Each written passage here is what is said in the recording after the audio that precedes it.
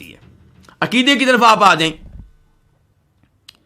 بہت سے لوگ یہ دعویٰ کرتے ہیں کہ یہ کائنات بنائی گئی ہے, کائنات بسائی گئی ہے کس کی خاطر؟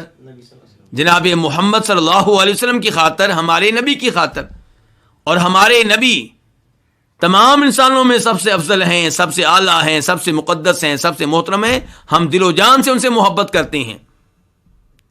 لیکن اتنا بڑا دعویٰ کہ کائنات آپ کے لیے بسائی گئی, اس کی دلیل ہونی چاہیے, جبکہ اس کے حق میں کوئی بھی آیت نہیں ملے گی اور کوئی بھی ایسی حدیث نہیں ملے گی جو نبی علیہ الصلوۃ والسلام سے ثابت ہو کہ آپ نے واقعی کہی ہے.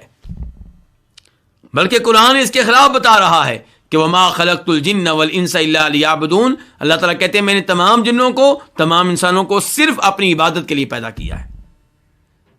تو قرآن کا یہ اصول بڑا اہم اصول ہے. کیا ہاتوا برہانکم ان کنتم صادقین.